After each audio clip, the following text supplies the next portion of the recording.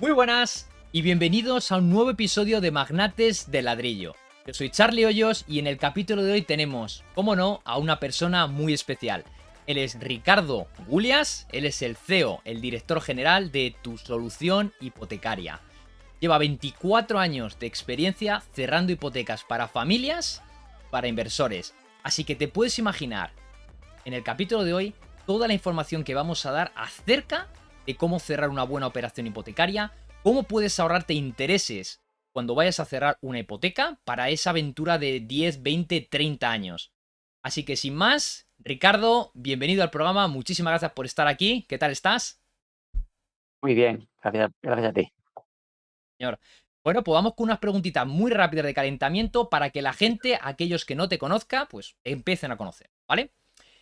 Ricardo, Muy bien, muy corto, ¿vale? ¿Qué deporte te gusta sí. practicar y cuál es tu hobby favorito? Ese que te gusta vivir. Practico fútbol desde toda la vida, incluso ahora las rodillas no me dan mucho, aun cuando juego en un equipo de la Universidad de Barcelona y cuando puedo voy. Y mi hobby es la cartomagia. Me encanta Cartomagia. hacer trucos de magia. Sí, Anda me ya. encanta. Soy muy malo, pero me encanta ver la sensación de la gente cuando haces un truco. Ese es mi hobby. Claro, pues seguramente que de Ujú. ahí viene que seas tan bueno cerrando hipotecas, ¿no? Algún truco harás también con los No sé. papeles. No, pues ahí no hay truco. Ahí no hay truco, está todo demasiado ya cerrado. ¿Vale? Sí. Un libro y una película que recomiendas porque hayan impactado en tu vida. Y si es desde el lado inmobiliario o incluso hipotecario, no sé, algo que nos quieras comentar. La película la película que más me gusta es Cinema Paradís. No tiene nada que ver con las hipotecas, pero no sé si la gente que no la haya visto, pues es el proceso de una persona, ¿no? De pequeño, cómo crece, cómo se cierra la vida, ¿no? Y es una película que me encanta y cada vez que la veo lloro. El libro que recomiendo a la gente que está invirtiendo es El inversor inteligente de Benjamin Graham, que a mí me encantó y que sigue siendo súper actual y a quien quiera invertir, o bueno, no hace falta invertir, porque te da muchas lecciones de vida. Es un libro que me encantó y que lo ojeo cada cierto tiempo, sí. Pues ya de hace muchísimos años, ¿verdad? Es un libro atemporal, es un libro muy metido en temas psicológicos también, ¿verdad? Más que lecciones de finanzas. Ujú, qué bueno. Vale, Ricardo, ¿cuál es ese valor que guía tu vida y que te ha llevado hasta donde estás ahora? El- mi padre me enseñó, bueno, nos enseñó a todos mis hermanos la constancia, el trabajo, la perseverancia y la vocación de servicio. El valor es de la vocación de servicio. Me encanta dar servicio, ayudar a las personas y esa es la guía bueno, el sendero que guía mi vida. Mi vida es Ujú. la vocación de servicio, ayudar a la gente. Vocación de servicio, muy bueno. Eh, Dinos cuál es esa frase, afirmación o mantra que te acompaña en tu día a día. Pues mira, es una que digo mucho, es que cuanto más trabajo, más suerte tengo. Esa es lo que es la guía también. Es decir, si la gente dice: "¿Por qué llega una persona a donde llega?". Pues porque trabaja mucho. Hoy en día, si te acuestas en la cama no llegas a nada y normalmente la gente que más trabaja es la que más suerte tiene. Mm. Eso es muy Esa divertido, sería mi ¿no? frase. Cuando la gente dice, es que Ricardo, es que tienes mucha suerte, macho. Es que llevas 24 años cerrando hipotecas. ¿Cómo te lo tomas cuando te lo dicen? Bueno, pues cachondeo, De cachondeo, la claro. procesión va por dentro, la Eso procesión va por es. dentro. Eso Sí, es. sí, No, pero nos hemos entendido. ¿Vale? Y para sí. cerrar esta primera ronda de calentamiento, ¿cuán feliz eres haciendo lo que hace, Ricardo? A mí hacer hipotecas me encanta. Yo diría un 9, un 10 no, porque todos los trabajos tienen sus sinsabores, pero un 9 sí, un 9 o un 8,5 es la nota de mi vida laboral. Vida Qué laboral, bueno. sí.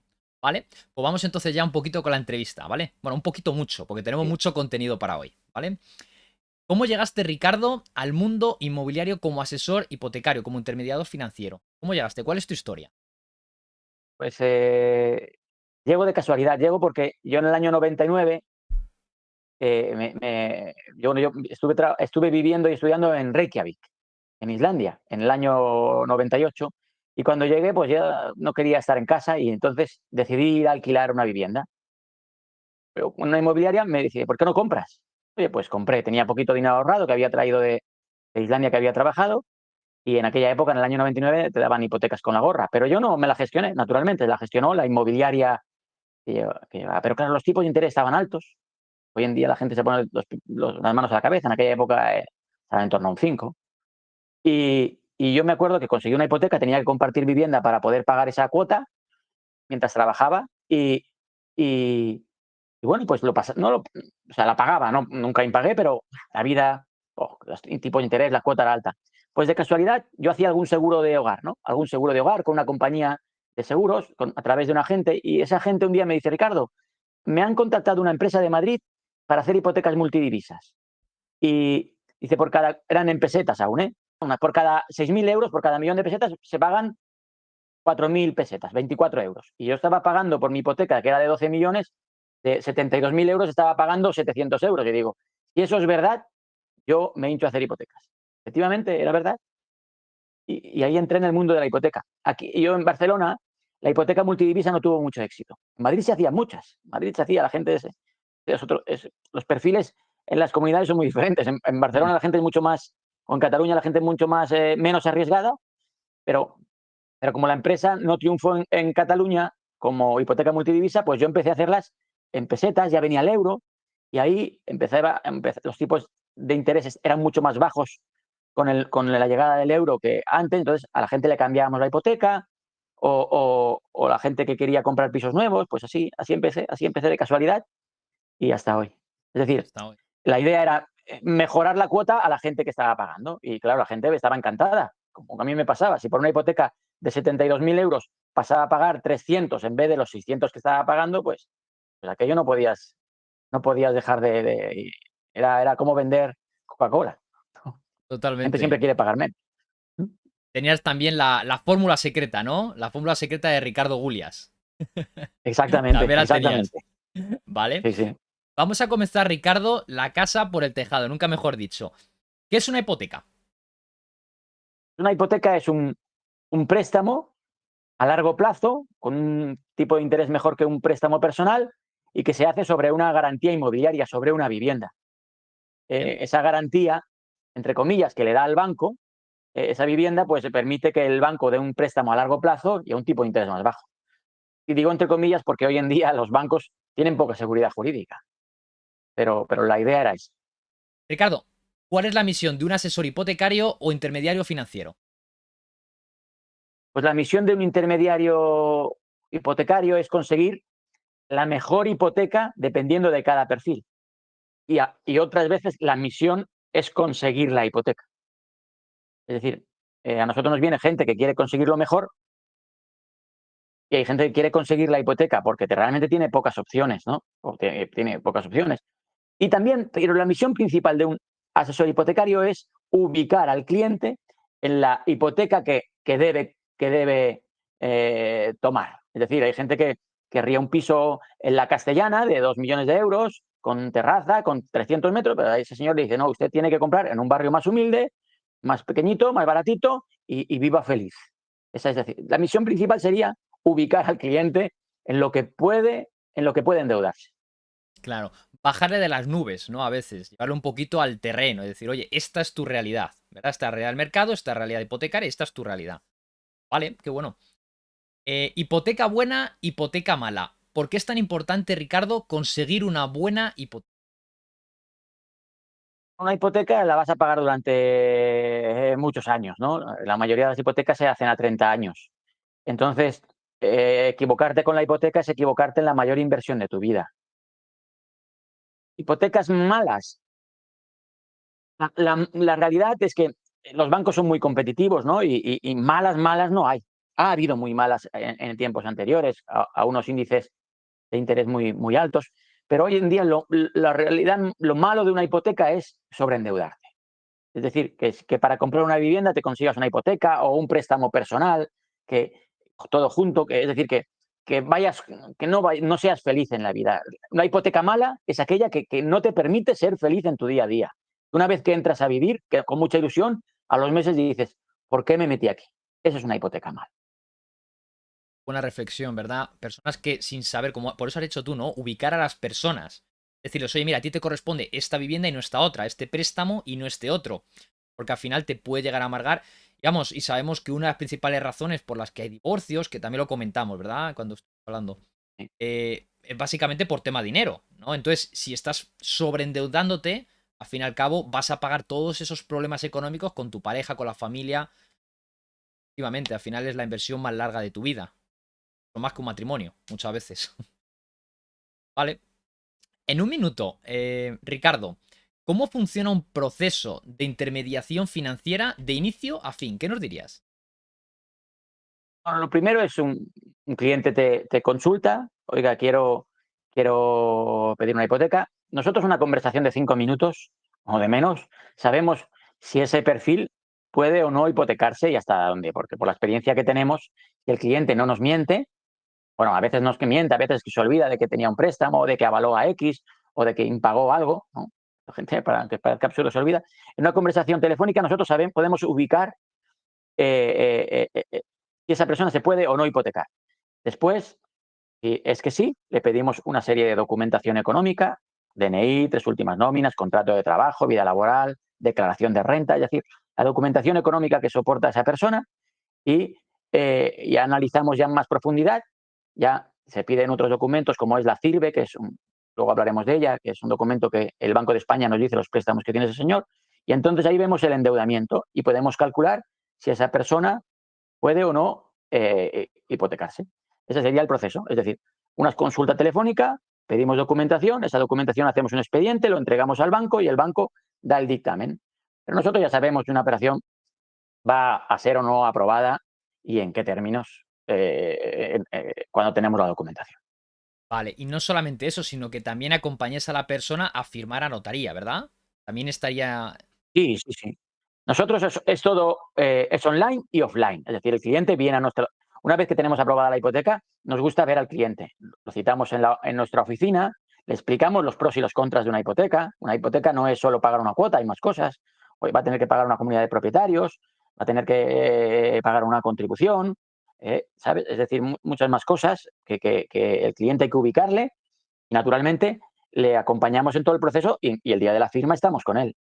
Sí, sí, sí. Ujú. Y bueno, y en la visita con el banco, porque al banco también le gusta conocer al cliente, es decir, visita con nosotros, visita con la entidad y el día de la notaría y, muy importante, si le compra a un particular o le compra a una inmobiliaria, coordinar toda esa serie de documentación que es donde está el kit de la cuestión, porque hay, De la la finca puede intríngulis. tener cargas, sí, exactamente, puede tener casi ninguna.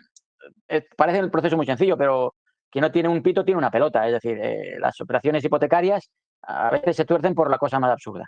Entonces hay que estar guiando y adelantándonos a los problemas que puedan surgir. No, de verdad, me ha gustado mucho esa expresión cuando lo dices, ¿no? Que vosotros hacéis es ubicar al cliente. Me ha gustado mucho eso. El apalancamiento financiero. Ricardo, ¿cómo puede ayudar el apalancamiento financiero a un inversor a la hora de escalar? ¿Qué dirías? Hombre, pues eh, eh, si el inversor tiene un poquito de ahorro, con X ahorro puede comprar varias viviendas. Es decir, que no, hay muchos inversores que ahorran, compran la primera, hipotecan esa primera finca. No, nosotros con un poquito de ahorro suficiente para la primera aportación, puede comprar 3, 4 viviendas a la vez. Entonces va ahorrando, va ahorrando con esos alquileres. eh, Esos alquileres soportan la cuota de la hipoteca en muchos casos si has hecho bien tu trabajo de búsqueda de vivienda a buenos precios y con muy poquita aportación puedes generar un patrimonio a corto plazo, no a largo plazo, sino a corto plazo, porque la vivienda, la ventaja que tiene es que si compras bien, es que además de que te están pagando la cuota al inquilino, es decir, que no tienes que poner dinero, la vivienda tiene una subida anual. Por poco que suba, ha subido más que el dinero. Eso Es es, decir, tienes ahí un cash la flow, ventaja de las hipotecas. Sí. eso es, y luego la revalorización, ¿verdad? Que anualmente tiene un incremento de valor. Entonces, al final es eso, ¿no? Tú tienes una deuda, tienes un ingreso que es del inquilino y vas generando patrimonio, ¿verdad? Un patrimonio. Ujú. Exacto. Vale. Sobre todo, esta pregunta, Ricardo, es para las personas que no tienen experiencia pidiendo hipoteca. ¿Por qué es recomendable contratar a un asesor hipotecario, más allá de todo lo que has comentado, ¿vale? en vez de ir ellos por su propia mano, ir al banco y pedir ellos mismos la financiación. ¿Qué dirías? Mira, nosotros conocemos todos los productos del mercado. Si tú vas a tu banco te va a ofrecer el producto que tiene. A lo mejor, quizá aciertes y ese banco tenga el mejor producto hipotecario del mercado en ese momento. Porque los bancos van estando de moda, ¿no? Este mes, este es el banco bueno, este es el mes, porque van haciendo ofertas comerciales dependiendo de sus números, de su política comercial. Es muy difícil que aciertes yendo a la primera a tu banco. Te puedes recorrer 20 bancos, perfecto. Puedes recorrerte 20 bancos y entonces analizar cuál es el mejor. Bueno, pues has hecho tu trabajo. Si tienes tiempo para recorrerte 20 bancos, pues lo mismo quizá aciertes. Pero yendo a un intermediario de crédito solvente que conozca el mercado, en una sola llamada te ubica y te dice, mira, ese es el mejor tipo de interés que existe en el mercado. ¿Puedes acceder a él? Sí, pues ya está, no hace falta que busques. También con una llamada a un intermediario de crédito, quizá comparas tu oferta y a lo mejor, oye, pues si la oferta, el intermediario de crédito solamente te dirá, oye, no busques más, si tienes esta oferta en esta entidad, es lo mejor que vas a encontrar. ¿Vale? Por otro lado, productos vinculados. No solo hay que fijarse en el TIN o el TAE, hay que fijarse en los productos vinculados que bonifican la hipoteca, porque hay bancos que tienen los seguros carísimos. Seguro de vida, hay bancos que los tienen muy caros, muy baratos. Si yo pago una cuota muy barata, pero el seguro de vida me encarece toda la operación, pues entonces estoy diciendo el primo. Sí, tengo el mejor TIN, pero no tienes el mejor TAE. Entonces, contratar a un intermediario de crédito solvente, que hay de todos, te puede hacer ahorrar mucho dinero. Y luego te representa ante la inmobiliaria o ante el particular que vas a comprar. Es decir, no solo es conseguir la hipoteca, no solo conseguir la hipoteca, sino que documentalmente la operación esté perfecta. Yo he visto clientes que me han llamado que había embargos. Oye, ¿cómo se soluciona este embargo? Si es que el que me vende no tiene ni idea. Y yo tampoco, necesito a alguien que me lo solucione. Contrato un abogado, ¿no? Contratas a un intermediario de crédito que te hace el pack por todo. O cargas antiguas o con la fusión de las cajas, hay muchas cajas que han desaparecido y hacen falta un certificado de saldo pendiente o cero de, por ejemplo, la Caixa de Manlleu. Pues localiza tú a la Caixa de Manlleu. Pues nosotros, que conocemos el mercado, sabemos dónde tenemos que acudir para conseguir esa serie de certificados. Es decir, no solo es ahorrarte dinero, sino ahorrarte tiempo y ahorrarte sobre todo muchos problemas que pueden salir, muchos problemas. Qué bueno. Ricardo, ponos un ejemplo, ¿vale? ¿Cuánto se puede llegar a ahorrar una persona que venga a vosotros, ¿no? A una empresa de intermediación y os diga, hacedme la hipoteca versus que se la haga por él mismo? Ponos un ejemplo de casos, porque vosotros también trabajáis a éxito, ¿verdad? Y nosotros trabajamos a éxito. Es decir, si el cliente no firma, nosotros trabajamos gratis. Es decir, si la hipoteca que nosotros le ofreciéramos no le convence, nosotros no cobramos absolutamente nada. El ahorro. El ahorro, pues ahora mismo estamos dando, en nuestra media de hipotecas está un 1,25% por debajo de la media del sector. Es decir, por una hipoteca de 150.000 euros, que sería la media del mercado, el cliente se está ahorrando 2.000 euros bueno, no se ha ahorrado 2.000 euros cada año, pero durante los primeros 7 años se está ahorrando una media de 1.700 euros. Eso durante los primeros 7 años. Pues ahí ya te he dicho, son cerca de 12.000 euros Queda 12.000 euros. en los primeros 7 años. En los Primeros primeros 7. 7 años, porque después la gente suele cancelar la hipoteca, ¿no? Hacer los números a 30 años no es la realidad, porque la gente cancela la hipoteca en una media de 10 años. Ya Y cuando unos queda 12.000 poquito euros suelen en una cancelar. hipoteca media. Vale, vale. El mantra de las hipotecas: se concede el 80% del préstamo para vivienda habitual y el 60-70% para vivienda de inversión. ¿Cómo podéis vosotros subir esos porcentajes? ¿Qué herramienta tenéis que no tiene una persona individual, ¿vale? Una persona que va sola al banco. Nosotros podemos llegar a financiar a día de hoy, noviembre de 2022, hasta el 100% más gastos. Es decir, la banca sí que es cierto que ha subido un poquito, ya está dando 85%, 90%, ¿no? No para todo el mundo, ¿eh? No hay café para todos. Pero nosotros estamos dando desde siempre hasta el 100% más gastos. No a todo el mundo, porque no todo el mundo, podríamos dárselo a todo el mundo, pero es que no todo el mundo es capaz de de pagar una hipoteca 100% más gasto. Hay que tener mucho cuidado porque si no, puedes generar un problema, puedes generar a gente infeliz que después no va a poder pagar la hipoteca y generamos un problema al banco, que es nuestro partner, y un problema al cliente comprador. Pero nosotros financiamos hasta 100% más gastos.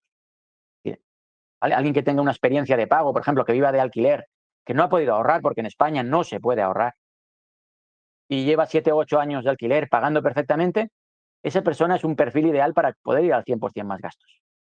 Porque tiene una experiencia de pago, porque sabe pagar, porque tiene unos compromisos que ha cumplido. ¿Vale? Es decir, luego el tema de las inversiones. Nosotros estamos dando a la gente que quiere invertir hasta el 90% del precio de compra. Hasta el 90%. Vale, y tanto en el 100% más gastos como el 90% sin gastos, ¿verdad? Para los inversores. Sí, sí. Para los inversores sería el 90% del precio de compra. Vale, sin gastos, del Y precio de para compra. los. Sí. Vale. Es decir, tendrían que poner el 10% más los impuestos, notarios, registro y gestoría y nuestros honorarios. Y para los compradores que para vivienda habitual, hasta el 100 más gastos. Vale, o sea que no tiene que Ahí poner sí que podemos absolutamente ponerlo. nada, uno de vivienda habitual y un inversor tiene que poner el 20%, ¿no? Siempre digamos que el precio de una vivienda es el 110, ¿vale? Sí, ¿Qué es sí, lo que sí, tiene pues, que pues tener? llegamos. ¿Qué es lo que tiene que tener una persona que vaya a comprar vivienda habitual o un inversor para, hablamos en términos pues de deuda actual, en términos de ingresos brutos anuales, qué características o qué perfil socioeconómico es ese al que le darías el 100%, 110% o el 90%? Mira, estabilidad laboral. Estabilidad laboral, hoy en día casi todo el mundo es indefinido por una nueva ley de contratos, pero no, la estabilidad laboral sería un contrato indefinido de mínimo 2 años de antigüedad. Que el endeudamiento con las otras cargas, con los otros préstamos que tenga, no supere el 40%. Que no tenga morosidad y realmente nada más. No hay que ser un mirlo blanco. Es decir, hay que trabajar, tener empleo, poder pagar la cuota y ya está. Para un inversor, pues exactamente igual. Es decir, que tenga estabilidad laboral, que tenga ese dinero ahorrado, hablamos de ese 20% entre comillas, y que ese endeudamiento no supere el 40%. Vale. Ricardo, vamos a por otra pregunta. Me gustaría saber cuántas hipotecas en los últimos 24 años habéis cerrado desde tu empresa. Nosotros hemos firmado cerca de 20.000 hipotecas. 20.000 hipotecas. Casi nada. Y si Una dijeras barbaridad. más o menos. Sí, la verdad, a ver. Porque es muy difícil también. Han pasado demasiados ciclos macroeconómicos, ¿verdad? Pero si nos dijeras cuál ha sido la mejor hipoteca que habéis llegado a cerrar, pues seguramente que la tienes ahí en. Sí, sí. La mejor hipoteca que hemos llegado a cerrar ha sido hace poco. Realmente fue en marzo de este año. Y vamos a decir mejor porque ahora está de moda el tipo fijo. ¿Mm? Fue una hipoteca con un 0,71 TIN a 20 años, 0,92 TAE. Espectacular. Es decir, se Claro. firmó en marzo de este año, de 2022. ¿Cuánto se pudo ahorrar Hemos esa firmado muchas persona? hipotecas a 0,80, pero al 0,71 no. Fíjate, vamos a hacer rápido una comparativa, porque ahora mismo, ¿en cuánto estaría esa hipoteca? Ahora mismo, si la sacáramos ahora en noviembre de 2022. En torno al 1,90. 1,90, ¿vale? O sea que sería el doble de impuestos, de intereses. Más del doble, más del doble. Más del doble. Y el 1,90 hoy en día es la mejor hipoteca del mercado. Es decir, que es la Mejor, mejor claro. hipoteca del mercado, no hay por debajo. Y en aquella época, bueno, es que estamos hablando de marzo, ¿eh? No estamos hablando de hace 20 años. Marzo de Mm, 2022 firmamos, es una hipoteca que se había tramitado en febrero, ¿no? Y se acaba firmando en marzo, pero 0,71 fijo y no era un perfil bien, pero el requisito era que tenía una hipoteca superior a 250.000 euros a un 30% de endeudamiento. No era un banco, firmamos varias de este tipo. Vamos a ver un poquito también el tema de cómo están los españoles, ¿vale? ¿Crees que el ciudadano medio español está preparado para ir al banco y pedir una hipoteca? Hablamos de cultura financiera. ¿Tú crees que en España las personas tienen información o educación financiera suficiente como para ir y endeudarse durante 10, 15, 20, 30, incluso a veces 40 años? ¿Qué dirías? Eso en cuanto al comprador de vivienda habitual, ¿no? Al que a lo mejor solamente compra una vivienda en su vida y esa es la vivienda a la que va a vivir. Eso por un lado. Y por otro, ¿qué nos dirías del inversor? El magnate de ladrillo, ¿qué nos dirías? El ciudadano medio español no está ahora mismo preparado para pedir una hipoteca. Sí que es cierto que hay mucha más cultura que antes, ¿no? Y hoy en día la televisión nos influye mucho. El que está preparado es su cuñado. Su cuñado siempre está preparado, pero él no. Es decir, se aconseja realmente que vayan a un experto, porque si vas a tu banco te va a dar lo que tiene, te va a dar lo que el banco tiene o lo que le obligan a vender, y un experto que conoce el mercado te va a ubicar. Pero la realidad es que no estamos preparados financieramente y no estamos preparados económicamente. Hay gente que quiere ir a comprar sin tener un euro ahorrado, sin trabajo estable, y la gente no vive la realidad, no se pone a ver las consecuencias que puede tener una hipoteca. Entonces necesitan a alguien que le ubique en lo que va a hacer, en la decisión que va a tomar. No puede ser que tú estés viviendo con tus padres, tengas una pareja de hace 4 meses y ya te quieras comprar una vivienda. O sea, gente, hay que darle consejos económicos y darles consejos psicológicos. Oye, si esta persona os acabáis de conocer, ¿cómo vais a meteros en una inversión de 40 años si no habéis vivido Situarlos, juntos? ¿no? Es Situarlos. absurdo, pero Eso se lo sí. decís también, ¿no? Se lo decís también. Sí, parece es una bestialidad, ¿no? Que, oye, ¿cómo te metes en la vida de la gente? Pero decir, hey, habéis convivido? No, ¿queréis? Sí, es que estamos. Oye, un chico, yo también he sido joven, a lo mejor me hubiera encantado que me hubiera ese consejo y me hubiera equivocado menos. Pero hay que ubicar a la gente económicamente y en las consecuencias de una hipoteca. Una hipoteca, que esto no se rompe así tan fácil, ¿vale? Y no están preparados, no estamos preparados, no sabemos interpretar una renta. El ciudadano medio no sabe interpretar su renta, no sabe lo que cobra. Como solo cobra neto, no sabe lo que cobra. ¿Qué cobra bruto? Pues no tengo ni idea. No saben interpretar una renta, no saben interpretar unas nóminas, no saben los impuestos que se pagan por una compra. Es decir, no estamos preparados. El inversor, la otra pregunta, pues hay de todo. Hay gente que quiere ser inversora, porque el Twitter hace mucho daño, ¿eh? y, y, y tampoco no tienen dinero ahorrado, no tienen nada, no tienen conocimientos, y todos queremos ser inversores. Bueno, ya sabemos el batacazo que ha pegado las criptomonedas porque todos queremos ser inversores. No estamos preparados. El inversor medio no está preparado y el ciudadano español no está preparado. Vale. Hace falta Eso mucha en, cultura financiera. eso en España. ¿Y qué nos diría Ricardo de nuestros vecinos europeos, por ejemplo? ¿Crees que están más preparados o incluso son personas que recurren más a la figura de intermediario financiero? ¿Qué nos dirías? Y bueno, la cultura anglosajona, el intermediario financiero es como el abogado. Ningú- Nosotros tratamos muchos ciudadanos extranjeros que nos contratan porque ellos y son perfiles económicamente muy buenos. Es decir, eh, nosotros no se nos contrata para conseguir la hipoteca.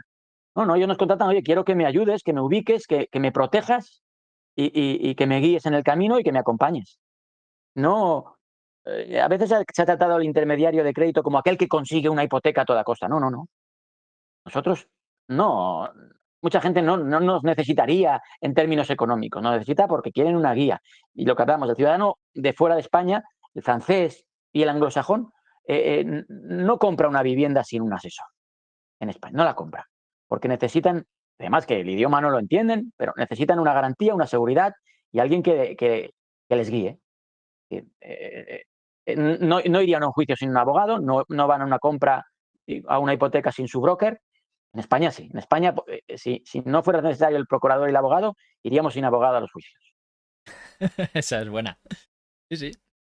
¿Cuáles serían, Ricardo, esos errores típicos de los novatos, ¿vale? Que ya lo empezabas a mencionar antes, bueno, que pide una hipoteca por su propia mano y que te hacen llevar a ti las manos a la cabeza. Y si es necesario, bueno, nos podemos remontar a los años de la crisis inmobiliaria.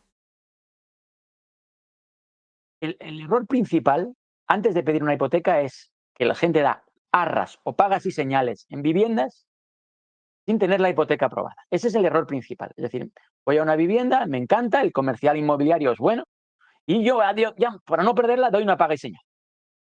Ahí he puesto 2 o 3 mil euritos y de repente ahora me pongo a buscar hipoteca. Eso es empezar la casa por el tejado. Primero tienes que o ir a tu banco o hacer números, ¿qué puedo pagar? Y que tu valor de vivienda no supere ese importe, ¿vale? Porque así vas a saber tu cuota, vas a saber el dinero que tienes de entrada. Pero ¿qué pasa? Que vamos a ver viviendas, uy, y claro, las viviendas que me gustan son las que no tienen una habitación ni dos, las que tienen 3 o 4. Si tiene garaje, que tenga garaje, y jardín o piscina. Claro, cuando yo he visto esta vivienda, ubicarme a una de 2 habitaciones sin piscina y sin ascensor, que es lo que puedo pagar, pues ya no me cuadra. Y damos pagas y señales e incluso arras sin tener la hipoteca aprobada. Y después a llorar, vienen las lamentaciones, o a correr, o a tener que pedir ayuda a mis padres para que me den la aportación porque si no, no llego, porque me tengo que endeudar menos. Ese sería el error principal. Pero después, cuando voy al banco, pues ir al banco de mi padre. ¿eh? Ir al banco de mi padre, porque mi padre tiene toda la vida ahí, voy al banco de mi padre, me dan la hipoteca, pero me la dan en unas condiciones altísimas. Y como no miro más, pues ya he metido la pata y me he endeudado de más. Remontándonos al pasado, ahí la culpa era de todos. Ahí todos éramos muy listos. Yo llevo haciendo hipotecas desde el año 99 y en el año 2006-2007 nos sobreendeudábamos porque el banco daba el 80 de tasación. Ahora dan los valores con respecto de cómo. Antes daba el 80 de tasación. Al 80 de tasación te cabía el piso, te cabían los gastos, te cabía el coche, te cabía el viaje y te cabían los muebles. Pero el error lo vimos después. O la realidad es que la gente nos hicimos los tontos después. ¡Ay, a mí me engañaron! No era un error. Mientras había trabajo no había un error. El problema es que llegó una crisis económica, llegó una crisis bestial en aquella época, nos quedamos sin trabajo y no se podían pagar. Claro, se hacía Pero bueno, sobretasación y les interesaba a todos, exacto. ¿no? Que esa tasación fuera más alta, que los impuestos fueran más altos, ¿no? Les interesaba a todos, ¿no? Mientras te lo dieran, nos callábamos, ¿verdad? Claro, y si la cuota la puedo pagar ahora, porque en aquella época la inflación, en aquella época sí que había inflación, porque atábamos los pernos con chorizos en aquella época. Hoy la inflación viene por otras historias, ¿no? Viene por la energía, viene por una guerra, pero no viene por el mal gasto de aquella época. Entonces, de aquella época subieron los tipos de interés y nos hundieron a todos. Pero, bueno, pero era un error que no lo veíamos. Además, en aquella época, aunque parezca mentira, en el año 2007, si tú le preguntabas al 100% de los economistas españoles si la vivienda iba a bajar, te decían, no, eso es imposible, que la vivienda baje. Pero No, bueno, era eso la ya idea que es... había. La idea que ha habido hasta hace muy poco, ¿no? Que la vivienda siempre iba a subir, siempre iba para arriba. Bueno, gracias a eso fue una lección que se le dio a todos los españoles, ¿no? Que, bueno, país de propietarios, país con una fiebre de ladrillo increíble. Y oye, que la vivienda también baja, no solamente subir. Y de hecho, hay muchas viviendas que todavía no se han recuperado de las caídas de Sí, entonces y no se recuperarán en la vida. Ha habido muchas. Bueno, lo sabes tú bien que ahora has visto precios de compra, compra-venta. sí, sí, exactamente. Pero ya te digo, errores, dejarnos llevar, errores, tener unas expectativas más altas y no sabernos ubicar en la realidad. Hay que ubicarse, hay que ubicarse. Y es muy difícil. Nadie escarmienta en cabeza ajena.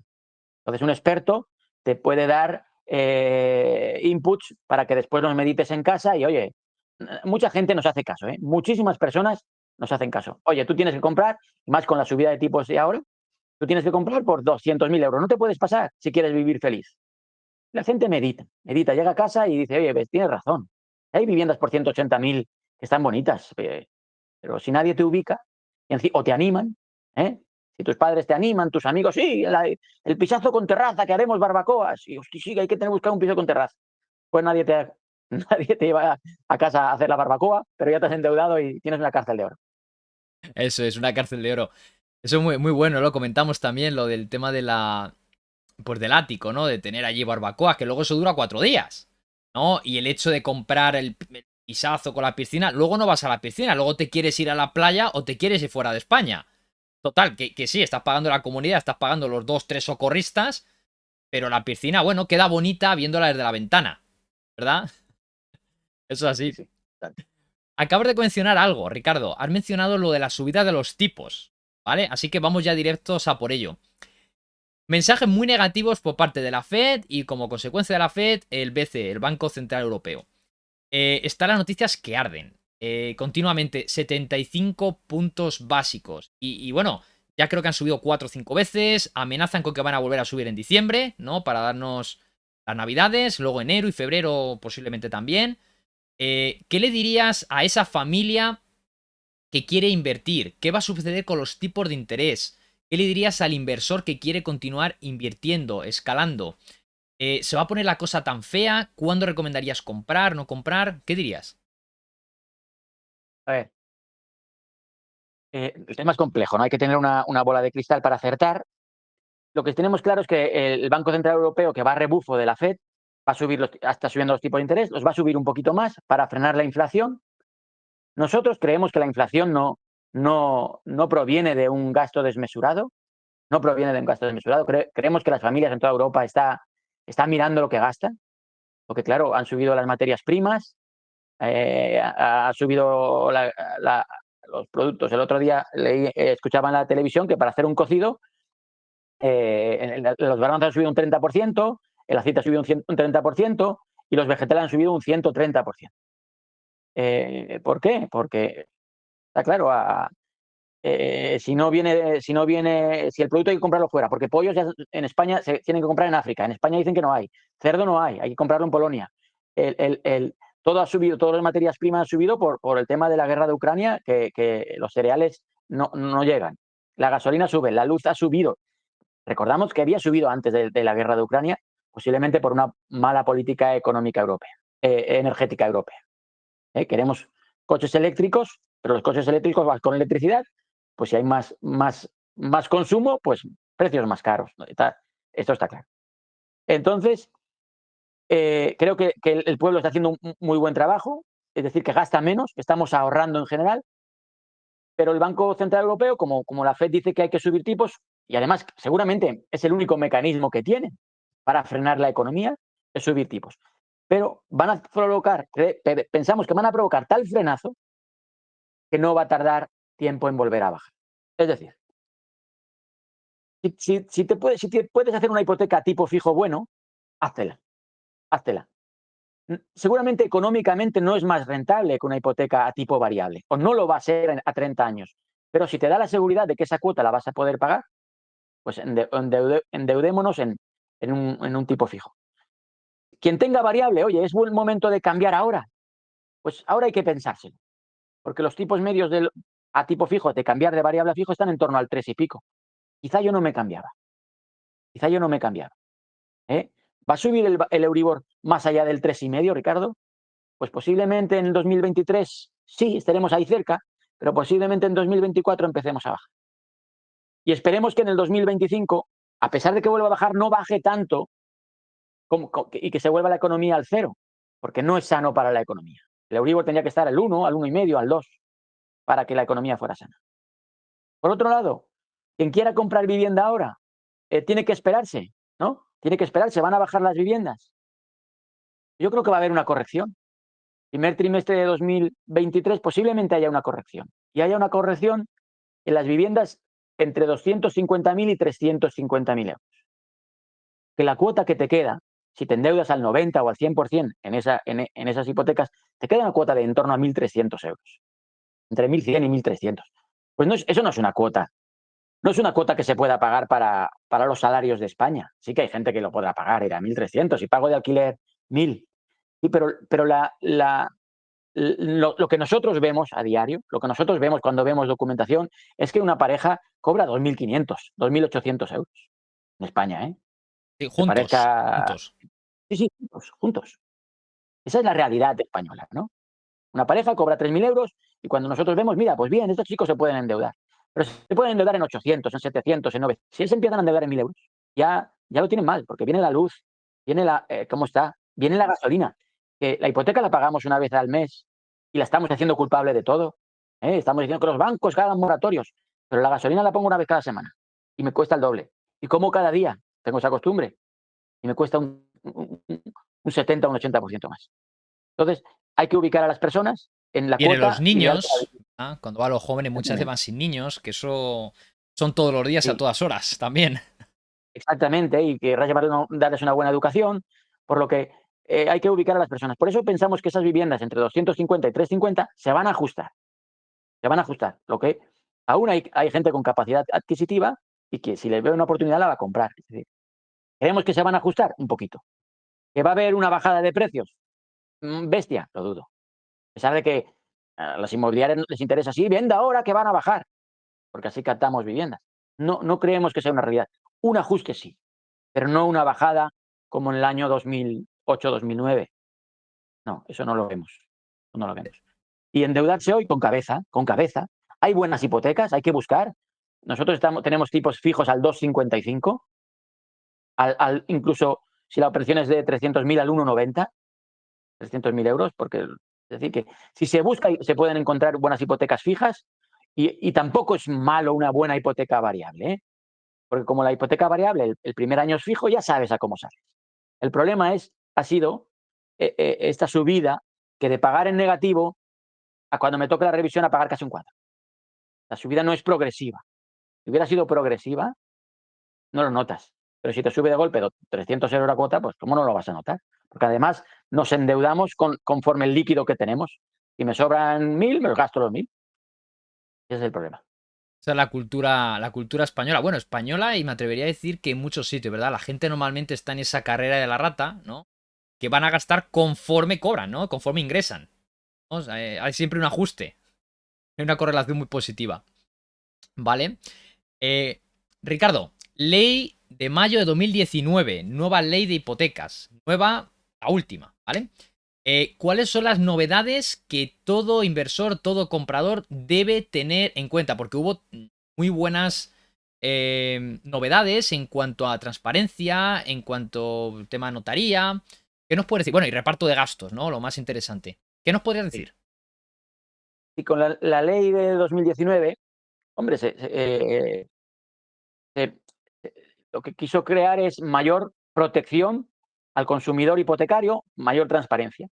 Desde aquel momento se fijan que los gastos hipotecarios los paga el banco, teniendo un ahorro en torno a un 4% para una operación hipotecaria, porque el banco asume gastos de notario, registro, gestoría y el impuesto de actos jurídicos documentados, que dependiendo de la región de la comunidad llega hasta el 1,5. Y de ahí el cliente, el comprador tiene un ahorro. Se decía mucho que en aquella época que el banco iba a repercutir esos gastos en el consumidor y no ha sido así. No ha sido así, el banco no lo ha repercutido. Es más, hay operaciones que el cliente le cancela el primer año y el banco pierde dinero. Es muy importante que siempre se culpa, el banco es el malo, el banco es el malo, el banco es el malo. Yo si no fuera por los bancos, bueno, no tendría empleo. Pero más allá de eso no me habría comprado ni un móvil. Y creo que no sé, que alguien tendría que hacer la gente la reflexión de, oye, ¿tú dejarías a tu mejor amigo de 180.000 euros a 30 años al 2% o al 3%? Y diría la gente, no, no, a 30 años, si el dinero se me va a devaluar. Es decir, habría que hacer esa reflexión para los bancos, que siempre son los malos de la película. Es decir, los bancos, esa ley hace que los bancos paguen los gastos, perfecto, y no lo han repercutido. Por otro lado, mayor transparencia. La transparencia tampoco realmente, no sé si se ha dotado de más transparencia esa ley. Lo que sí que es cierto que el consumidor tiene que dar por leídos y cotejados una serie de documentación precontractual y contractual que rige una hipoteca. Son cerca de 20 documentos, incluso algún banco son 26 documentos que el cliente tiene que leer o hacer el ejercicio de leer, no sé si lo leen, y firmar, eh, para que si algún día ese señor impaga no puede decir yo era tonto, no sabía lo que me daban. Luego encima hay el acta previa, el acta de transparencia, que es una reunión privada entre los consumidores hipotecarios y el notario, donde se resuelven las dudas. Una reunión que tiene que hacerse como muy tarde, un día antes de la firma, y entre que se firma esa documentación que hemos dicho y en la firma de la compra, tiene que pasar como mínimo 11 días de un periodo de reflexión. Es decir, oye, si yo he firmado otros documentos, ¿puedo firmar al día siguiente? No, no, no. La ley dice que como mínimo tienen que pasar 11 días. Hay comunidades como Cataluña que son 15, pero en el resto del país, 11 días. Entonces esos días tienes de reflexión, para que tampoco puedes decir, es que me apretaban, es que me lo tuve que leer y tuve que firmar. No, no, yo tenía 11 días. Encima después tiene el acta y después viene la compra. Es decir, la, la, la ley de 2019 no sé si sí que dota de más protección al consumidor, no sé si es una protección real, pero al menos sí que al banco le dice unas reglas que tiene que jugar, que las juega y así en un futuro la gente no podrá decir, oiga, yo no me enteraba, me presionaron, firmé porque me apretaban los zapatos. Claro, ¿no? Pero al fin y al cabo, como Eh, tú lo has dicho, es un ejercicio de reflexión, ¿no? Es como el día de antes de ir a votar, ¿no? Tú tienes tu jornada, que son varias jornadas, las que puedes investigar, puedes preguntar, tienes esa reunión con el notario. Yo entiendo que también es un poquito eso, ¿no? Que la gente no firme tanto a lo loco. Yo, la verdad, lo que has dicho, no sé si son medidas reales, pero aquel que la aproveche, ¿no? Es como, por ejemplo, cuando me decías antes, Ricardo, nos decías el tema de oye, mira, yo a la gente los reubico, ¿no? Los bajo a la tierra, ¿no? Les digo, oye, mira, tú puedes hacer esto, puedes hacer aquello. Y comentabas el ejemplo de que había una pareja que decía, oye, mira, pues lo han estado pensando y en vez de la casa de 200.000 se van a por la de 100 y... O sea, es un poquito decir a la gente, oye, mira, tienes que saber a lo que puedes optar, tienes que ser realista, ¿no? Todos queremos tener un chale de 3.000, algo, ¿vale? Habría que limpiar mucho. Un chale muy grande, ¿no? Al fin y al cabo tienes que adecuarte a tus condiciones. Entonces, un poquito esto es también eso, ¿no? Oye, mira, esta hipoteca es tanto, esta es tu pesos y tienes una hipoteca de tanto. Ahora lo puedes pagar, pero tú no sabes qué te va a pasar dentro de 3, 5, 10, 15 años. La vida es muy larga. Corta, pero muy larga. Vale. por otro lado, perdona, Hmm, sí, eh, dale. sí que es cierto que esta ley lo que sí que ha venido a decir que si tienes problemas de pago, se te protege. Eso es muy importante. Eso ¿Mm? quizás me lo olvidaba, pero es la Sí, parte más explícanos a ver un importante de esa poquito. nueva ley, que puedes dejar de pagar para que te empiecen a embargar, tienes que haber dejado de pagar 12 cuotas seguidas. Eso es muy importante. Durante la primera mitad del préstamo 12 cuotas y después son 15 cuotas. Eso es muy importante porque te da garantías. Oye, ¿qué pasa si no puedo pagar una cuota? Pues no la pagas. No pasa nada. La pagarás con recargo, la pagarás, pero no empiezan a embargarte la vivienda como sí que podía suceder antes de esta ley. Eso sí que es, quizás es lo mejor de esta ley. Que es decir, que si tienes un problema, puedes dejar de pagar una, dos, tres, cuatro, cinco, seis cuotas.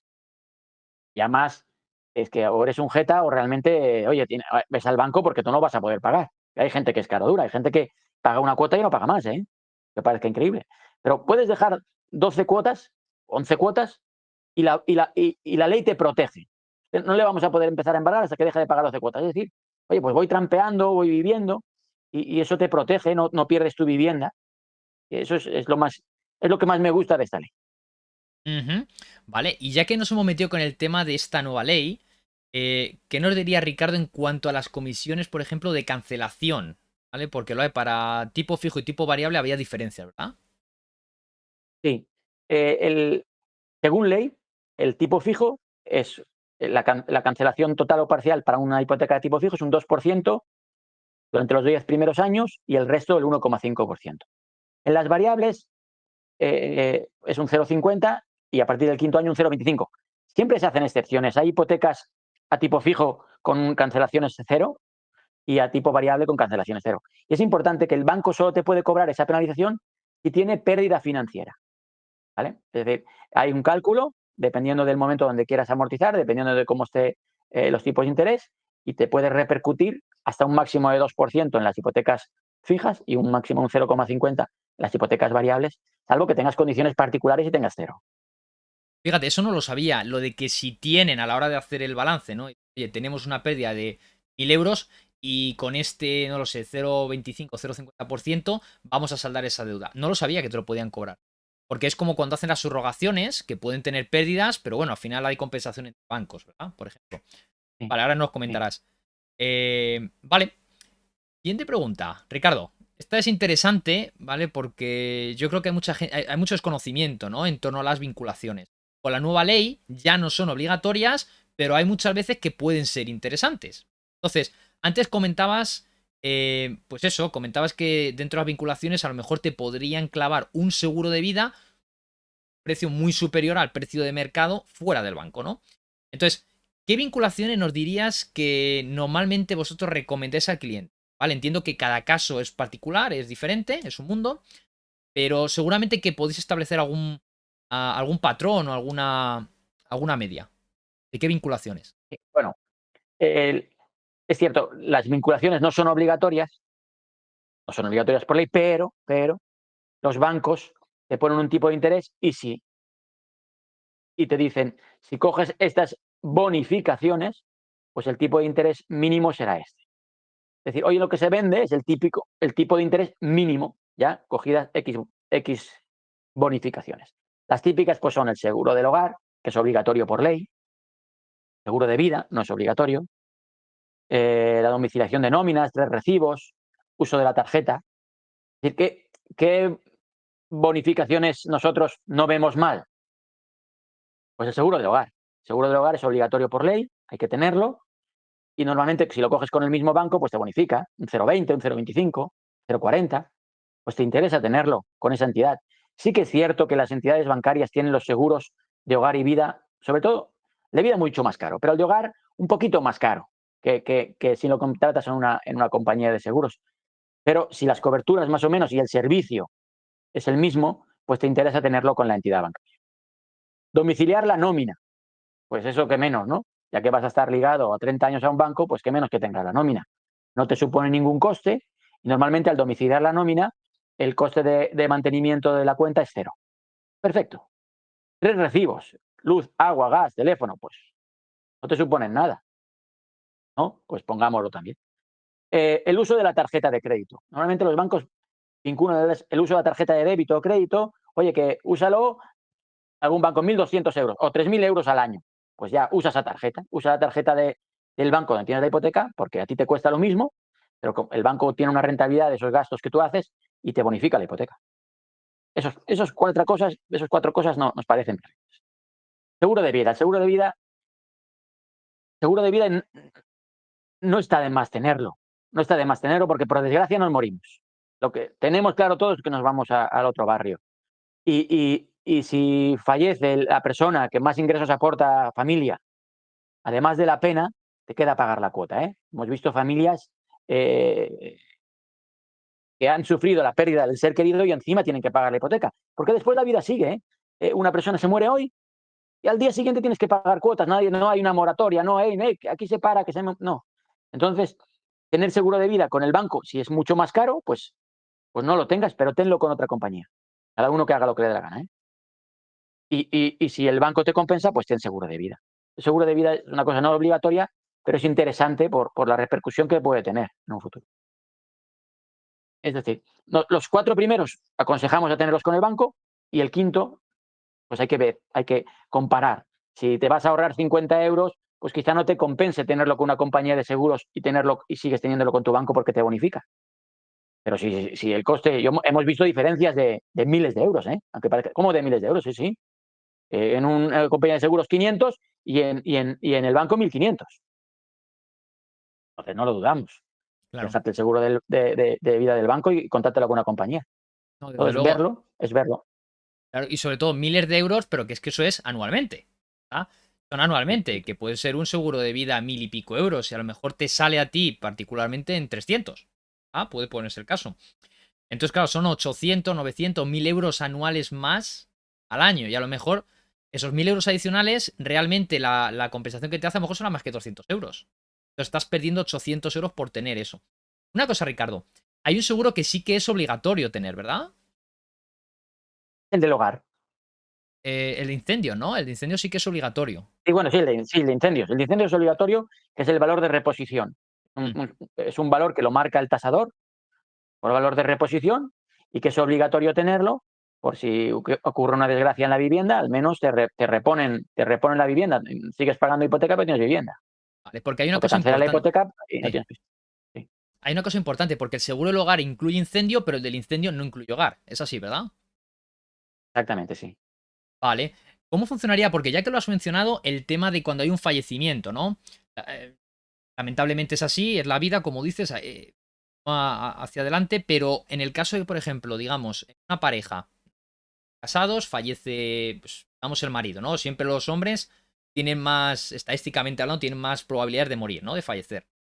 Em, ¿Qué pasaría en ese sentido? ¿Tienes el seguro de vida? ¿Cómo sería todo? Un poco para mentalizar también a Tienes quien nos escuche. sí. Si tienes el seguro de vida al 100%, es decir, los seguros de vida normalmente los bancos hacen o el 50% a cada uno o uno de los dos al 100. Vale, perdona un momento, Pues Ricardo. si, Digamos, un ejemplo, 30 años de hipoteca y se muere este hombre que decimos a los 6 meses de estar pagando la hipoteca. pues, si tiene el seguro de vida al 100% del valor de la hipoteca a favor de él, pues ese seguro de vida iría contra la hipoteca, cancelaría la hipoteca. La persona, la otra parte se quedaría sin hipoteca, sin su marido, pero sin hipoteca. Al menos, al menos el sufrimiento es menor, porque, oye, la pena no te la quita nadie, pero como hablamos, la vida sigue, hay que pagar la hipoteca, pues al menos se ha cancelado la hipoteca y ese es un problema menos en el que pensar en esos momentos que no estás para pensar.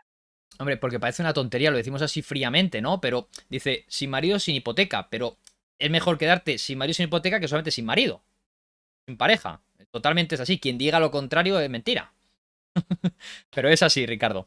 Vale. Vale, diferencias rápidas, ya lo hemos mencionado antes. Bueno, hemos mencionado solamente, pero no hemos entrado en detalle. ¿Qué le dirías a una persona? Porque se pueden obtener, y empezaste tú así en este negocio, ¿verdad? Empezaste mejorando las condiciones de hipotecas que otras personas pues habían ido haciendo por sí mismos y tenían malas condiciones, ¿no? Empezaste mejorando las condiciones y luego ya empezaste a cerrar hipotecas desde el...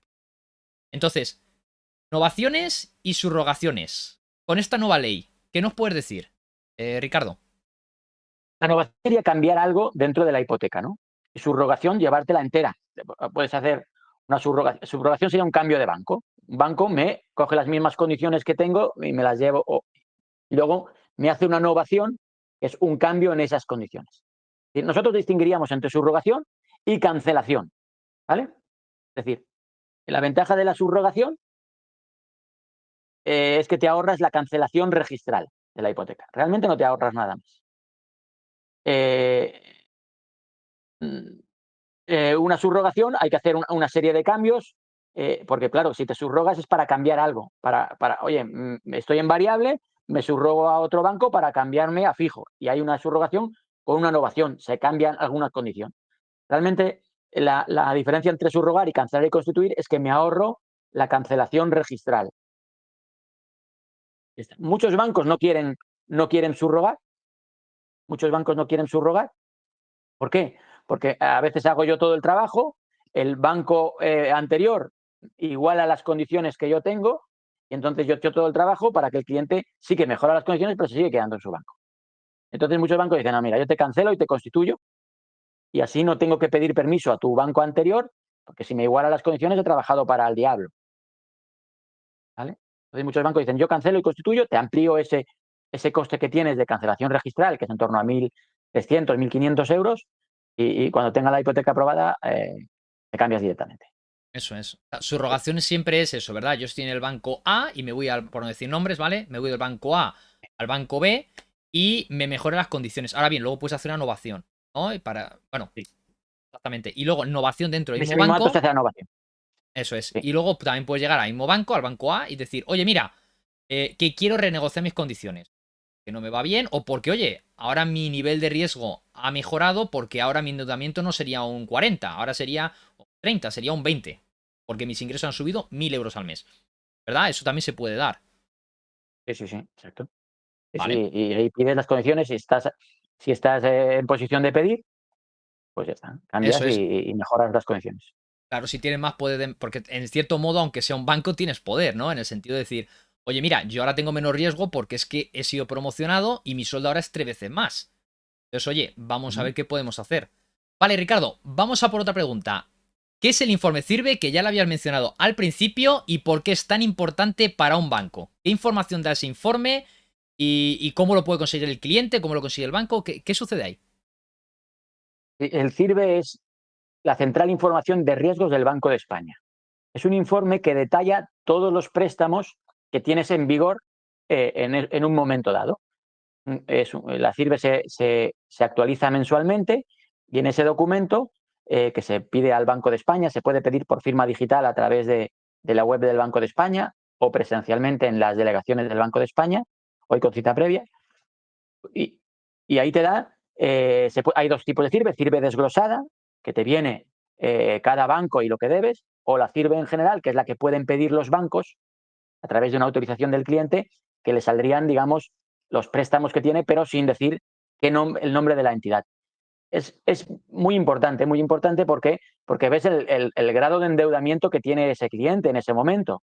Por lo que una vez que ves la CIRBE, le pides al cliente: oiga, usted tiene un préstamo personal de 6.000 euros. Ay, sí, es verdad, no me acordaba. Pues necesito los 3 últimos recibos, a ver qué pago. Y tiene una tarjeta de 10.000 euros con un dispuesto de 9.000. Ay, también es verdad.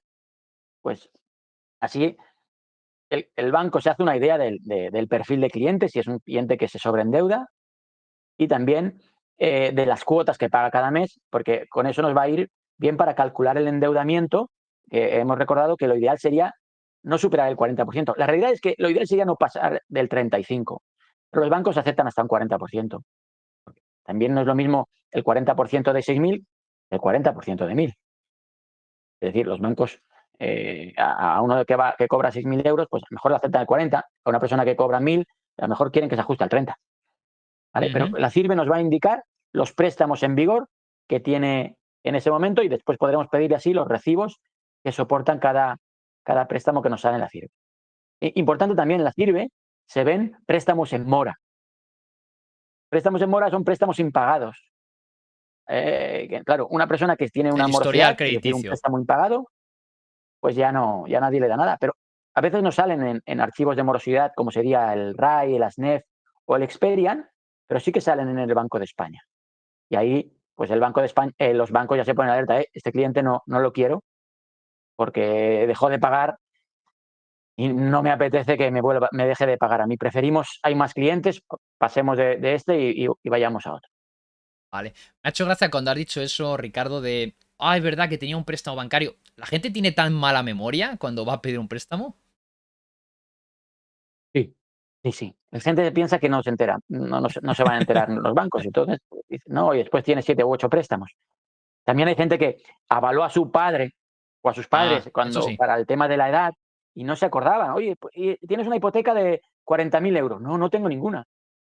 Son 3 titulares, porque además la CIBE pone los titulares que son. Es verdad. Hace X años ayudé a mis padres por el tema del plazo para que se le hicieran a 30 años, me metí yo. Pues eso le perjudica, Mm. aunque no la paguen. También pasa mucho con parejas que se divorcian y una de las dos se queda la finca. No, yo tengo por una sentencia del juzgado que la hipoteca la paga mi pareja, ya. Juzgado, perfecto. Pero si su pareja no paga, usted es deudor. Entonces a usted también le tenemos que calcular ese endeudamiento. Y muchas operaciones se van al traste por estas operaciones de extinción de condominio sin haber solucionado el tema de la CIRBE. Porque se le calcula un endeudamiento que en la realidad que no tienen, pero Mm. que son responsables Claro. solidariamente en caso de impago. Vale. Un tema, ya que volvemos a mencionar el endeudamiento. Ricardo, ¿qué dirías a la hora de pedir un préstamo? ¿Banco pequeño o banco grande? ¿Dónde hay más oportunidades? Pues realmente no influye. No influye. Hay que ir al banco que nos dé mejor tipo de interés. Es cierto que que puede haber campañas comerciales de entidades más pequeñas para captar clientes, pero el riesgo lo tienen muy controlado tanto las pequeñas como las grandes. Es decir, una entidad pequeña, por mucha campaña comercial que haga, no se la va a jugar a darle un préstamo a alguien que no puede pagar, ¿no? Es decir, los bancos no quieren, y muchas veces dicen: ay, vosotros tenéis mucho volumen, le dais una operación mala y dos buenas. No, eso es mentira. El banco quiere las buenas o las normales, pero las malas no las quiere nadie. Por mucho volumen que le lleves, no hay excepciones. Y un banco pequeño no hace excepciones por catar negocio. Vale, de todas maneras, siempre, vamos, lo que me dice también la experiencia, los bancos pequeños suelen ser aquellas entidades que a lo Más mejor atractivos. Más atractivos en el Más sentido de atractivos a la hora que, del tipo de interés. bueno, o de incluso darte más financiación, ¿no? Porque sí que es cierto que pueden ser más flexibles, pueden levantar más la mano, tienen menos control, pues, el grupo, ¿no? Tienen más atribuciones, ¿no? Los banqueros. ¿Es eso cierto? Yo diría que no. Hace años sí, pero hace muchos años, pero que se hacían barbaridades. Y los directores de oficina tenían atribuciones y si te conocían, pues te daban Más. más. Sí, pues eran podían más flexibles porque tenían atribuciones para X operaciones o para X importes más que operaciones. Pero hoy en día ya hace años que no. Los directores tienen muy, muy, muy pocas atribuciones, muy poquitas, y no con respecto al riesgo, sino con respecto al capital. Eh, sí que es cierto que hay bancos pequeños que han hecho tipos de interés muy atractivos, pero también podríamos decir que los grandes los han hecho. Dependen de las campañas comerciales o que necesiten en ese momento, de los productos, de la captación que quieran hacer. Pero no, no, yo diría que no, que los bancos pequeños no dan más riesgos por ser pequeños. ¿Vale? Y si te pregunto, ¿hay algún momento del año en el que se puedan conseguir mejores condiciones que en el resto del año? Pongamos que la situación macroeconómica es similar durante todo el año, no como este, 2022, que ahora a final de año pues se nos van los tipos de interés por, ¿sabes? Por las nubes, pero digamos un año en el que es más o menos el tipo de interés uniforme, ¿en qué época del año crees que se podrían conseguir mejores condiciones? Pues seguro que tenéis esa Eh, estacionalidad. sí, casi siempre se suelen conseguir en el segundo mes del trimestre. ¿Por qué? Porque ya se ven los objetivos de trimestre. Los bancos cierran los objetivos trimestralmente o cuatrimestralmente. Entonces, los segundos, si es trimestralmente, es cuando vienen las campañas comerciales. Oye, que vamos fatal de hipotecas, hace una campaña comercial que tenemos que subir el volumen de negocio. Suelen ser los meses buenos y podríamos decir que el trimestre mejor es el último. Este va a ser atípico, Mm, pero normalmente son los últimos y no todos los bancos. Es decir, hay bancos que han llegado a objetivos, ya nada. Pero hay bancos que les falta por llegar a objetivos y de repente en octubre sale o a primeros de noviembre sale una campaña comercial de tipo de interés muy atractivos para captar negocios. Es decir, serían los segundos meses de cada trimestre mm. y no de todos los bancos y el último trimestre. ¿Vale? Vale, o sea que tenemos, claro, porque tienen objetivos trimestrales o cuatrimestrales, como has dicho, o también anuales. O sea que quizá la mejor, vamos, lo digo desde tú eres el experto. Pudiera ser la mejor época, has dicho el segundo mes por trimestre, ¿no? De cada trimestre. Luego también por el tema de los objetivos anuales. Noviembre podría ser gran mes, Este año no se ha notado mucho, no ¿no? se ha Este notado año, mucho por el pero un tema de año los tipos de normal. interés. Un año normal, octubre, noviembre son buenos meses, Son son muy buenos buenos meses. meses, porque ya ven los objetivos cómo van, vamos mal, pues hay que subir, baja tipos que tenemos que cerrar el año bien. Ujú, Sí, sí, vale, que nos faltan 2000 hipotecas y hay que cerrarlas, ¿no? Para llevarnos nuestros bonus. exactamente. Es una cosa así, ¿verdad? Sí. Vale, Sí, hemos porque hablado. además el Dime, bonus para todos, va para toda la escalera, a toda la escala. eso es. El de arriba necesita objetivos, el de abajo, el de tal, y ahí aprietan y para todos. Sí, sí. Eso es. Lo único que el donut gordo se lo llevan los demás arriba. Los otros se van llevando ya más miguitas, pero bueno, todos comen, ¿no? En medida de su posición. Vale. Te pregunto, hemos hablado acerca de los requerimientos que hacen los bancos, ¿no? De manera objetiva, ¿no? Pues hemos hablado de nóminas, endeudamiento, pues declaración de la renta, o vida laboral. Esas son cosas que no hay tutía, no se puede negociar mucho porque son lentejas, es lo que hay, ¿no? Si hablamos acerca de criterios subjetivos, ¿no? Y habías mencionado antes, Ricardo, que el banco también quiere, a pesar de que vosotros seáis los que vayáis al banco, ¿no? Pues a defender esa operación, pues también quieren ver quién va a ser ese cliente al que al final le van a prestar esos 200 euros, ¿no? Entonces, ¿cuáles son los criterios subjetivos? Pues que también ayudarían al cliente a conseguir la hipoteca, ¿no? Sobre todo cuando las cosas estén sí, no, ¿sabes? Criterios subjetivos, pocos. Está claro que cuando nosotros llevamos un cliente al banco ya la operación está aprobada.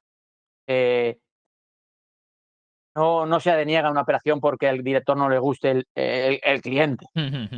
porque quizá ya no pueda denegarla, a lo mejor a este no le daba la hipoteca yo, pero ya la operación está aprobada, ¿no? Entonces no puede permitirse el lujo, no puede ser, oye, no me gusta su cara, no, eso no se puede, ¿no? Sí que es cierto que hoy en día, desde el COVID, el criterio subjetivo sería el empleo, Ujú. es decir, la profesión más que el empleo, la profesión sería un criterio subjetivo. Oye, la hostelería ha sufrido mucho con el COVID, y si viene otro COVID, ese sería un criterio subjetivo, la hostelería, o Un objetivo, poquito los pero más dos, es bien los yo lo veo como dos. sí. Objetivo subjetivo, ¿no? Eh, sí, la profesión sería el criterio subjetivo objetivo, pero no físicamente como veo a una persona, no la raza tampoco, no. Podría decir, oye, ¿que los bancos son racistas? Pues no lo son, no lo son. Eh, ese serían los criterios, la profesión, la Y profesión. la Oye, empresa sí que es incluso, cierto ¿verdad? que la empresa es muy importante, Sector. miran el sector y miran la progresión de la empresa. Si la empresa ha tenido pérdidas, puede decir, esta operación la deniego porque la empresa tuvo pérdidas.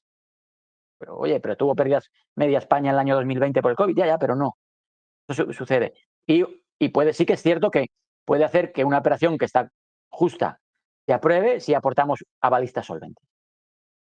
Eso sí que sería un criterio subjetivo, que decir, oye, con el avalista, pues yo entiendo que este señor tiene más arraigo y si en caso de que se va a comportar mejor para no afectar a su familia. Sería el criterio subjetivo. Vale, Recomiendo. bueno, es subjetivo, pero al final también es objetivo, ¿no? Porque es un Exactamente. poquito los dos, porque al final dice, oye, al final no son 3.000 euros de esta pareja, sino que son 3.000 más los 1.000 y pico de pensión Así es. del padre, más dos casas que tiene. Entonces al final dices, oye, esto pinta mucho mejor. Y sobre todo que los bancos se suelen, corrígeme si me equivoco, pero se suelen reservar ese derecho, que no recuerdo cómo se llamaba, de decir que pueden directamente ejecutar esa deuda, ¿no? Directamente con el avalista. Hoy en día van contra los avalistas, van poco. Además, hemos dicho que puedes dejar de pagar 12 cuotas, pero sí que, oye, no quiero fallarle a mi familia, no quiero fallarle a mi padre, Hombre, ¿no? claro. Entonces voy a tal, pero claro, si le fallo, el banco tiene esa garantía, esa sobregarantía, Mm, hoy en día es complejo que vayan contra un avalista, salvo que el otro sea un degenerado y diga, no pago porque no me da la gana. que sea un jeta. Vale. Antepenúltima pregunta, Ricardo. ¿Cómo sería con la nueva ley el tema de la facilidad o cómo funciona la concesión de hipotecas para los expatriados? Hablo tanto de aquellos que están pues, dentro de la Unión Europea o de aquellos que incluso están fuera de la Unión Europea. Con la nueva ley hipotecaria que se aprobó el año 2019, el deudor no residente, no residente o expatriado, puede acogerse a pagar en la divisa en la que percibe la mayor parte de sus ingresos. Claro, eso, eh, imaginaos que el problema que le conlleva al banco, ¿no? Que si yo cobro en libras, entonces si ese señor me quiere pagar en libras, pues tengo que hacer el cambio de divisa. Me genera una serie de problemas que no necesito como banco, ¿no? Y entonces los bancos al principio no se complicaban la vida. Oye, si una persona cobra en una moneda que no fuera el euro, pues no le daban la hipoteca y ya está. Después hay bancos que dicen, no, ¿por qué vamos a ser tan tontos de no aprovechar ese nicho de mercado? En libras o en coronas suecas, danesas o en dólar. Entonces hay muchos bancos que si no cobras en euro, en euro no te van a dar la hipoteca, Ujú. pero hay muchos bancos que sí que dicen, no hay ningún problema. Si cobra en libras, pues le damos la hipoteca, o si cobra en dólares. Sí que es cierto que hay países que no tienen crédito, ¿no? Un cubano, un colombiano, tiene muy difícil. Una persona que en China tampoco es muy complicado darle hipoteca. Pero en países, o incluso en países del Oriente Medio, pues también a veces se tienen problemas. Pero los profesionales como nosotros sí que sabemos qué mecanismos usar para conseguir una hipoteca a un no residente o un expatriado. Las diferencias contra una hipoteca serían el porcentaje de financiación. No se les concede más de un 70% del precio de compra, que es mucho. Imagínate que tú quisieras comprarte una vivienda en Estados Unidos y te concedieran el 70% en Estados Unidos solo entregando tu documentación económica en tu país de origen. Es decir, es mucho, pero ese es el límite. El 70% con el precio con respecto al valor de compra. ¿Y qué se necesita? Un expatriado o uno residente, hacemos muchas hipotecas. Pues se necesita la documentación económica en tu país de trabajo. Punto. Nóminas en tu país de trabajo, renta o similar, vida laboral o similar, y el Experian, que sería, digamos, un documento que te emite el Banco Nacional del país conforme si tienes otros préstamos en ese país. Sería como más o menos la CIRBE que hemos hablado antes. Pero es decir, que nosotros financiamos mucho no residente que viene a comprar su segunda residencia y porque la va a usar de vacaciones o porque está trabajando un español que está trabajando en Corea y quiere tener su vivienda aquí para cuando vuelva, pues O ya para haber invertir. avanzado. Sí, sí, exacto. Vale. No hay que ser un mirlo blanco. Mm, hay que Para nada. asumirlo blanco. Vale, con lo que comentaba Ricardo de la. Puesto de la hipoteca multidivisa. Claro, yo lo que sí quiero decir que hay muchas personas que, bueno, pues he tratado de decir, oye, mira, ¿qué te parece si incluso firmo algún documento en el que yo diga que no, que mira, que yo. Porque, bueno, te ponen la pega esa de que, oye, mira, como te tienen que cambiar de tal moneda a tal moneda, pues te dan peores condiciones o incluso te la pueden dar, ¿no? Como bien has dicho. Entonces, el hecho de firmar un documento en el que digas, oye, mira, yo te voy a pagar en euros, me da igual lo que diga la ley. Y eso no se puede hacer, ¿verdad? Es un tema también No, importante. no, no. Pero importante, Mm, la multidivisa no es esta hipoteca, ¿eh? La hipoteca de no residente actualmente, mm, ¿vale? No tiene nada que ver con la multidivisa. Es decir, ¿vale? tú eres un profesional que trabaja en Londres. Yo te hago una hipoteca en euros y tú te puedes acoger a pagar en libras en el futuro. Pues esa es una cláusula que estará ahí. Yo como banco respetaré. Si tú me quieres pagar en libras, pues yo haré el cambio de divisa y ya está. Pero la hipoteca multidivisa es otra. La hipoteca multidivisa es una hipoteca que era muy común en el año 2008, que yo me endeudaba en una moneda, podía ser el yen, podía ser el dólar, antes de la peseta en marco, en libra, en franco suizo o incluso en pesetas, y yo me podía coger en el momento que quisiera cambiar de divisa. Eso era una hipoteca multidivisa que cambiaba de divisa y cambiaba también de tipo de interés.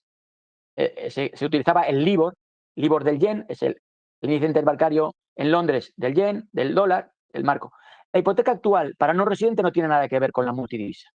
Ujú, Es decir, tú te endeudas en euros y me puedes pagar en libras, pero estás endeudado en euros. Normalmente estas hipotecas se hacen a tipo, según el país, fijo, pero si es una moneda que no es el euro, se suelen hacer a tipo de interés variable. mm, Si yo me endeudo, yo trabajo en Londres, pues el banco me la va a hacer variable. Yo trabajo en Suecia, y lo lógico es que me hagan una hipoteca a tipo variable, no a tipo fijo, como si te la podría hacer si cobraras en euros. eso es. Eso es, y al fin y al cabo son lentejas, ¿verdad? Porque si tú quieres una vivienda en España, tampoco vas a tener mucha más opción. O sea, yo entiendo que las opciones, claro, se te ven. Vale. Penúltima pregunta, Ricardo. Y te voy a pedir que te mojes con ella, ¿vale?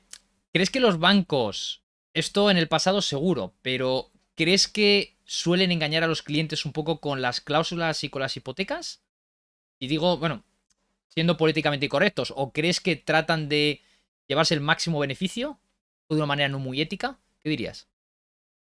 Yo, yo diría que no, yo diría que no. Sí que se han hecho barbaridades auténticas, pero eran a dos bandas, eran o a cuatro bandas. Ahí intervenían los intermediarios de crédito, las inmobiliarias, el consumidor y la entidad. Todos, todos barríamos para la salida para nuestro asco. No creo que los bancos quieran engañar. Está claro que quieren sacar la máxima rentabilidad de un producto a tan largo plazo como la hipoteca. Y se han cometido auténticas barbaridades, pero no barbaridades engañando, sino era una barbaridad que en ese momento era lógica. Yo te daba una hipoteca, la vivienda nunca bajaba, tú si dejabas de pagar, vendías y te comprabas otra y se desmoronó el castillo. Pero no creo que la banca engañe y es más, los directores de oficina reciben mucha presión, pero no he visto a nadie. Realmente yo es que en mi experiencia, que llevo 20 y pico años haciendo hipotecas, no he visto ningún director que engañe. No gana tanto engañando. Sí que ha habido tramposos, ha habido estafadores, ha habido sinvergüenzas en la banca y fuera de la banca. Pero hoy en día no creo que la banca se dedique a engañar. No tienen Mm, necesidad y son personas, un 99, 100% éticas. Vale. Y última pregunta, Ricardo.